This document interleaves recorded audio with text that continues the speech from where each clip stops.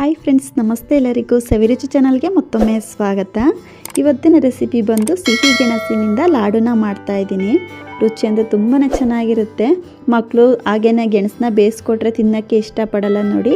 ಅವ್ರಿಗೆ ಈ ರೀತಿ ಒಂದ್ಸಲ ಸಿಹಿ ಗೆಣಸಿನಿಂದ ಲಾಡುನ ಮಾಡಿಕೊಡಿ, ತುಂಬಾ ಇಷ್ಟಪಟ್ಟು ತಿಂತಾರೆ. ಬಾಯಲ್ಲಿಟ್ಟರೆ ಕರಗೋಗುತ್ತೆ, ಅಷ್ಟು ಸಾಫ್ಟಾಗಿ ತುಂಬಾ ಟೇಸ್ಟಿಯಾಗಿರುತ್ತೆ. ಹಾಗೂ ಈ ಸಿಹಿ ಗೆಣಸಿನ ಲಾಡುನ ನಾವು ತುಂಬ ಸಿಂಪಲ್ಲಾಗಿ ಕೂಡ ಮಾಡ್ಕೊಳ್ಬೋದು. ಹೆಚ್ಚು ಹೊತ್ತು ಟೈಮು ಸಹ ತಗೊಳ್ಳಲ್ಲ, ತುಂಬಾ ರುಚಿಯಾಗಿರುತ್ತೆ. ಖಂಡಿತ ನೀವು ಕೂಡ ಈ ಸಿಹಿ ಗೆಣಸಿನ ಸೀಸನ್ ಮುಗಿಯೋಷ್ಟರಲ್ಲಿ ಮನೆಯಲ್ಲಿ ಒಂದ್ಸಲ ಟ್ರೈ ಮಾಡಿ ನೋಡಿ. ನಿಮಗೆ ಹೇಗೆ ಬಂತು ಅಂತ ಮಿಸ್ ಮಾಡದೆ ಕಮೆಂಟ್ ಮಾಡಿ ತಿಳಿಸಿ. ಈಗ ಬನ್ನಿ ಮಾಡೋ ವಿಧಾನ ನೋಡ್ಕೊಳ್ಳೋಣ. ಮೊದಲು ನಾನಿಲ್ಲಿ 1 kg ಆಗೋಷ್ಟು ಸಿಹಿ ಗೆಣಸನ್ನ ಈ ರೀತಿ ತೊಳೆದು ಇಟ್ಕೊಂಡಿದ್ದೀನಿ. ಈ ರೀತಿ ಪೀಸಸ್ ಆಗಿ ಕಟ್ ಮಾಡಿಕೊಂಡು ಮೊದಲು ಸಿಹಿ ಗೆಣಸನ್ನ ಬೇಯಿಸ್ಕೊಳ್ಬೇಕಾಗುತ್ತೆ. ಹಾಗಾಗಿ ಗ್ಯಾಸ್ ಮೇಲೆ ಒಂದು ಪಾತ್ರೆಯಲ್ಲಿ ಸ್ವಲ್ಪ ನೀರನ್ನ ಸಹ ಬಿಸಿ ಇಟ್ಕೊಂಡಿದ್ದೆ. ನೀರು ಕೂಡ ಈ ರೀತಿ ಸ್ವಲ್ಪ ಬಿಸಿಯಾಗಿದೆ. ಈಗ ಇದಕ್ಕೆ ಕಟ್ ಮಾಡಿ ಇಟ್ಕೊಂಡಿರೋಂಥ ಗೆಣಸನ್ನ ಸೇರಿಸ್ಕೊಳ್ತಾ ಇದ್ದೀನಿ. ನೀವು ಗೆಣಸನ್ನ ಸ್ಟೀಮಲ್ಲಿ ಸಹ ಬೇಯಿಸ್ಕೊಳ್ಬೋದು. ನಿಮ್ಗೇನಾದರೂ ಟೈಮ್ ಇಲ್ಲ, ಬೇಗನೆ ಬೇಯಿಸ್ಕೊಳ್ಬೇಕಂದ್ರೆ ಈ ರೀತಿ ನೀರಲ್ಲಿ ಬೇಯಿಸ್ಕೊಳ್ಬೇಕಾಗುತ್ತೆ.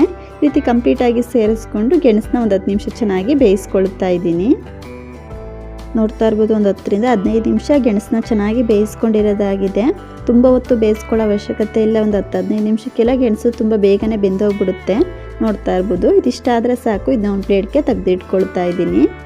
ಇದೇ ರೀತಿ ಕಂಪ್ಲೀಟಾಗಿ ಒಂದು ಪ್ಲೇಟ್ಗೆ ತೆಗೆದಿಟ್ಕೊಂಡು ಸ್ವಲ್ಪ ಬಿಸಿ ಆರೋದಕ್ಕೆ ಬಿಡಬೇಕಾಗುತ್ತೆ. ನೋಡ್ತಾ ಇರ್ಬೋದು, ಬೇಯಿಸಿ ಇಟ್ಕೊಂಡಿರೋಂಥ ಗೆಣಸು ಕೂಡ ಈ ರೀತಿ ಸ್ವಲ್ಪ ಬಿಸಿ ತಣ್ಣಗಾಗಿದೆ. ಈಗ ಈ ಗೆಣಸು ಮೇಲಿರುವಂಥ ಸಿಪ್ಪೆನ ತಗೊಳ್ಬೇಕಾಗುತ್ತೆ. ಇದೇ ರೀತಿ ಕಂಪ್ಲೀಟಾಗಿ ಗೆಣಸು ಮೇಲಿರುವಂಥ ಸಿಪ್ಪೆನ ತೆಗೆದಿಟ್ಕೊಂಡು ರೆಡಿ ಮಾಡಿ ಇಟ್ಕೊಳ್ಳೋಣ. ನೋಡ್ತಾ ಇರ್ಬೋದು, ಈ ರೀತಿ ಕಂಪ್ಲೀಟಾಗಿ ರೆಡಿ ಮಾಡಿ ಇಟ್ಕೊಂಡಿದ್ದೀನಿ. ಈಗ ಈ ಗೆಣಸನ್ನ ಸ್ವಲ್ಪ ಸ್ಮ್ಯಾಶ್ ಮಾಡ್ಕೊಳ್ಬೇಕಾಗುತ್ತೆ. ಹಾಗಾಗಿ ಈ ರೀತಿ ನಾನು ಒಂದು ಸ್ಮ್ಯಾಶರಿಂದ ಈ ರೀತಿ ಗೆಣಸನ್ನ ಚೆನ್ನಾಗಿ ಸ್ಮ್ಯಾಶ್ ಮಾಡ್ಕೊಳ್ತಾ ಇದ್ದೀನಿ. ಚಿಕ್ಕ ಮಕ್ಕಳಿಗೆಲ್ಲ ಗೆಣಸನ್ನ ಬೇಯಿಸ್ಕೊಟ್ರೆ ಹಾಗೆ ತಿನ್ನೋಕ್ಕೆ ಇಷ್ಟಪಡಲ್ಲ ನೋಡಿ.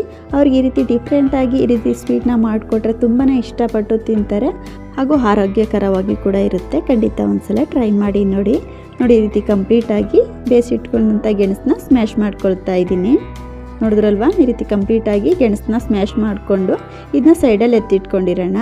ಈಗ ಗ್ಯಾಸ್ ಮೇಲೆ ಒಂದು ಕಡಾಯಿನ ಬಿಸಿ ಇಟ್ಕೊಂಡು ಇದಕ್ಕೆ 1-2 ಸ್ಪೂನ್ ಆಗೋಷ್ಟು ತುಪ್ಪನ ಹಾಕ್ಕೊಳ್ತಾ ಇದ್ದೀನಿ.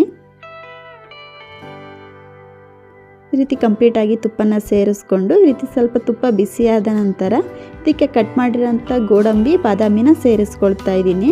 ನಿಮ್ಗೆ ಯಾವ ಡ್ರೈ ಫ್ರೂಟ್ಸ್ ಇಷ್ಟ ಆಗುತ್ತೋ ಆ ಡ್ರೈ ಫ್ರೂಟ್ಸ್ನ ಸೇರಿಸ್ಕೊಳ್ಬೋದು. ನಾನಿಲ್ಲಿ ಸ್ವಲ್ಪ ಗೋಡಂಬಿ ಬಾದಾಮಿನ ಕಟ್ ಮಾಡಿ ಸೇರಿಸ್ಕೊಂಡು ತುಪ್ಪದಲ್ಲಿ ಫ್ರೈ ಮಾಡ್ಕೊಳ್ತಾ ಇದ್ದೀನಿ. ಈ ರೀತಿ ಒಂದು ಅರ್ಧ ಭಾಗ ಗೋಡಂಬಿ ಬಾದಾಮಿ ಕಲರ್ ಚೇಂಜ್ ಆದಮೇಲೆ ಇದಕ್ಕೆ ಸ್ವಲ್ಪ ಒಣ ದ್ರಾಕ್ಷಿನ ಸೇರಿಸ್ಕೊಳ್ತಾ ಇದ್ದೀನಿ. ಸೇರಿಸ್ಕೊಂಡು ದ್ರಾಕ್ಷಿನ ಸಹ ಎಣ್ಣೆಯಲ್ಲಿ ಚೆನ್ನಾಗಿ ಫ್ರೈ ಮಾಡ್ಕೊಳ್ಳೋಣ. ನಾವು ಈ ಗೋಡಂಬಿ ದ್ರಾಕ್ಷಿನ ಫ್ರೈ ಮಾಡ್ಕೊಳ್ಬೇಕಾದ್ರೆ ಉರಿನ ಪೂರ್ತಿ ಲೋ ಫ್ಲೇಮಲ್ಲೇ ಇಟ್ಕೊಂಡು ಫ್ರೈ ಮಾಡ್ಕೊಳ್ಬೇಕಾಗುತ್ತೆ. ನೋಡ್ತಾ ಇರ್ಬೋದು, ಈ ರೀತಿ ಕಂಪ್ಲೀಟಾಗಿ ಫ್ರೈ ಮಾಡಿಕೊಂಡು ಈಗ ಇದನ್ನ ಒಂದು ಬೌಲ್ಗೆ ತೆಗೆದಿಟ್ಕೊಳ್ತಾ ಇದ್ದೀನಿ. ಇದೇ ರೀತಿ ಕಂಪ್ಲೀಟಾಗಿ ಒಂದು ಬೌಲ್ಗೆ ತೆಗೆದಿಟ್ಕೊಂಡು ಅದೇ ಕಡಾಯಿಗೆ ಅದೇ ತುಪ್ಪಕ್ಕೆ ನಾನು ಸ್ಮ್ಯಾಶ್ ಮಾಡಿ ಇಟ್ಕೊಂಡಿರೋಂಥ ಸಿಹಿ ಗೆಣಸನ್ನ ಸೇರಿಸ್ಕೊಳ್ತಾ ಇದ್ದೀನಿ. ಈ ರೀತಿ ಕಂಪ್ಲೀಟಾಗಿ ಸೇರಿಸ್ಕೊಂಡು ತುಪ್ಪದಲ್ಲೇ ಒಂದ್ಸಲ ಚೆನ್ನಾಗಿ ಮಿಕ್ಸ್ ಮಾಡ್ಕೊಳ್ಳೋಣ. ನೀವು ತುಪ್ಪ ಜಾಸ್ತಿ ಇಷ್ಟಪಡೋದಾದರೆ ಇನ್ನೊಂದು 2 ಸ್ಪೂನ್ ತುಪ್ಪನ ಎಕ್ಸ್ಟ್ರಾ ಹಾಕ್ಕೊಳ್ಬೋದು. ಸೇರಿಸ್ಕೊಂಡು ಈ ರೀತಿ ಕಂಪ್ಲೀಟಾಗಿ ಮಿಕ್ಸ್ ಮಾಡ್ಕೊಳ್ತಾ ಇದ್ದೀನಿ. ನಾವು ಸಿಹಿ ಗೆಣಸನ್ನ ಬೇಯಿಸಿರೋದ್ರಿಂದ ತುಂಬ ಹೊತ್ತು ಬೇಯಿಸ್ಕೊಳ್ಳೋ ಅವಶ್ಯಕತೆ ಇಲ್ಲ. ಈ ರೀತಿ ತುಪ್ಪದಲ್ಲಿ ಜಸ್ಟ್ ಮಿಕ್ಸ್ ಮಾಡಿಕೊಂಡ್ರೆ ಸಾಕಾಗುತ್ತೆ. ಈಗ ಇದಕ್ಕೆ 1/4 ಕಪ್ ಆಗೋಷ್ಟು ಬೆಲ್ಲನ ಸೇರಿಸ್ಕೊಳ್ತಾ ಇದ್ದೀನಿ. ನೀವು ಪುಡಿ ಬೆಲ್ಲ ಸಹ ಸೇರಿಸ್ಕೊಳ್ಬೋದು. ನಾನು ಇಲ್ಲಿ ಸ್ವಲ್ಪ ಬೆಲ್ಲನ ತುರಿದು ಸೇರಿಸ್ಕೊಳ್ತಾ ಇದ್ದೀನಿ. ಇದ್ರ ಬದಲು ಸಕ್ಕರೆನ ಸಹ ಸೇರಿಸ್ಕೊಳ್ಬೋದು. ಸಿಹಿ ಗೆಣಸು ಆಗಿರೋದ್ರಿಂದ ಸ್ವೀಟ್ ಇರುತ್ತೆ, ಹಾಗಾಗಿ ಸ್ವೀಟ್ನ ನೋಡಿಕೊಂಡು ಸೇರಿಸ್ಕೊಳ್ಬೇಕಾಗುತ್ತೆ. ಹಾಗೆ ಇದಕ್ಕೆ 1/4 ಕಪ್ ಆಗೋಷ್ಟು ಒಣ ಕೊಬ್ಬರಿನ ಹಾಕ್ಕೊಳ್ತಾ ಇದ್ದೀನಿ. ಈ ರೀತಿ ನಾವು ಸ್ವಲ್ಪ ಒಣ ಕೊಬ್ಬರಿನ ಹಾಕ್ಕೊಳ್ಳೋದ್ರಿಂದ ಲಾಡು ತಿನ್ನುವಾಗ ಕೊಬ್ಬರಿ ಪೀಸಸ್ ಅಲ್ಲಲ್ಲೇ ಬಾಯಿಗೆ ಸಿಗ್ತಾ ಇದ್ರೆ ತುಂಬಾ ರುಚಿ ಅನಿಸುತ್ತೆ. ಹಾಗಾಗಿ ಸೇರಿಸ್ಕೊಂಡು ಬೆಲ್ಲನ ಈ ರೀತಿ ಕಂಪ್ಲೀಟಾಗಿ ಮಿಕ್ಸ್ ಮಾಡ್ಕೊಳ್ಳೋಣ. ನಾವು ಹಾಕ್ಕೊಂಡಿರೋಂಥ ಬೆಲ್ಲ, ಕೊಬ್ಬರಿ ಹಾಗೆ ಗೆಣಸು ಚೆನ್ನಾಗಿ ಹೊಂದ್ಕೊಳ್ಬೇಕು. ಆ ರೀತಿ ನಾವು ಈ ರೀತಿ 1 ನಿಮಿಷ ಚೆನ್ನಾಗಿ ಮಿಕ್ಸ್ ಮಾಡ್ಕೊಳ್ಬೇಕಾಗುತ್ತೆ. ನೋಡ್ತಾ ಇರ್ಬೋದು, ಉರಿನ ಪೂರ್ತಿ ಲೋ ಫ್ಲೇಮಲ್ಲೇ ಇಟ್ಕೊಂಡಿರಬೇಕು. ನೋಡ್ತಾ ಇರ್ಬೋದು, ಈ ರೀತಿ ಕಂಪ್ಲೀಟಾಗಿ ಮಿಕ್ಸ್ ಮಾಡ್ಕೊಂಡಿರೋದಾಗಿದೆ. ಈಗ ಇದಕ್ಕೆ ಕೊನೆಯದಾಗಿ ಸ್ವಲ್ಪ ಏಲಕ್ಕಿ ಪೌಡ್ರನ್ನ ಸೇರಿಸ್ಕೊಳ್ತಾ ಇದ್ದೀನಿ.